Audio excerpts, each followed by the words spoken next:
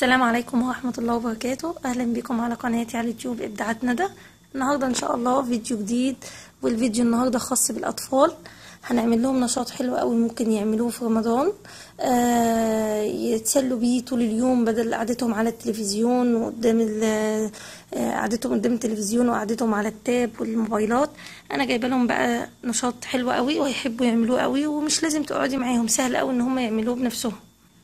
النشاط اللي هنعمله النهارده هو عباره عن ورد بيتفتح وبيعوم على وش الميه زي ما انتم شايفين قدامكم كده. بنحطه في الميه بيتفتح وبيدي شكل جميل قوي، والاحلى من كده بقى ان الاولاد هم اللي هيعملوه بنفسهم، والادوات بتاعته بسيطه جدا، ما بنحتاجش غير قلم رصاص وورق ابيض وبرجل ومقص والوان عشان نلون بيها الورد بتاعنا. وممكن تستغني عن البرجل ده، تجيبي لهم اي حاجه مدوره يرسموا بيها.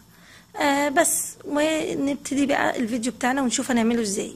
اول حاجة بنرسم دايرتين، واحدة كبيرة وواحدة صغيرة عشان نعمل شكل الوردة بتاعتنا. ممكن نعملها بالبرجل، وممكن عادي خالص تعمليها بأي زي ما قلت بأي حاجة مدورة عندك بس مقاسين مختلفين. وبعدين هتيجي تخلي ابنك او انتي تعملها له كده، تحط صباعك كده عشان ترسمي له الوردة بالشكل اللي احنا شايفينه ده، تحددي بالقلم الرصاص وترسميها عشان تديكي في الاخر الشكل الدائري او شكل الوردة المدورة زي ما احنا هنشوفها دلوقتي. انا كده خلاص خلصتها رسمه اهو.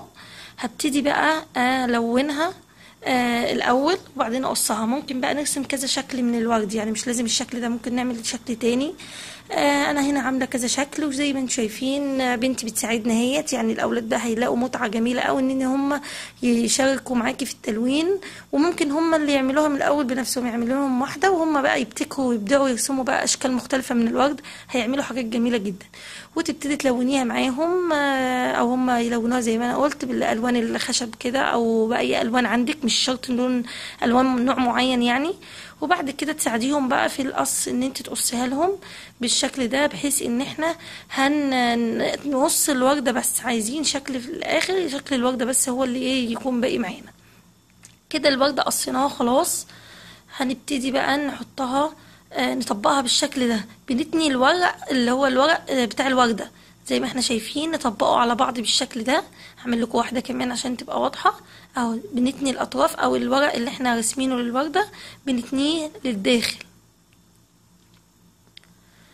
بس كده بالشكل كده انا بالشكل ده انا طبقته كله بقى جاهز عندي. بقى نجيب بقى اي طبق، نجيب لهم اي طبق بقى فيه ميه، وتبتدي تحط لهم او يحطوا الورد ده في قلب الميه. هتبص تلاقيه بيعوم على الوش بقى وبيتفتح بشكل جميل جدا، تحفه، شكله رائع بجد، هيعجب اولادك جدا وهيفرحوا. كل اصحابي اللي جربوها عجبت اولادهم جدا، وبقى يعملها لهم باستمرار. حاجه مسليه ومتعه بقى ونشاط جديد ومختلف عن الانشطه والصلصال اللي احنا متعودين عليه.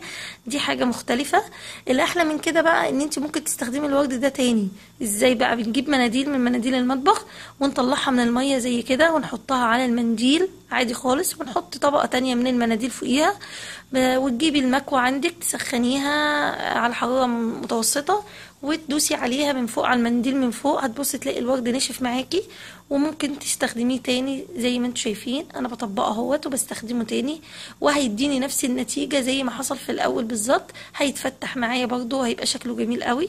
ودي كانت فكرتنا النهارده. اتمنى تكون عجبتكم. ما تنسوش بقى تشيروها عشان تعجب كل اصحابكم، واللايك بقى، ولو في اي كومنت اكتبوا لي في التعليقات. وان شاء الله تتابعوني في فيديوهاتي الجديده ان شاء الله على قناه ابداعات ندى، وقناتي التانية بيتك وجمالك. هسيب لكم الرابط بتاعها في صندوق الوصف، واشوفكم في فكره تانية ان شاء الله وافكار جديده للاطفال. والسلام عليكم ورحمه الله وبركاته.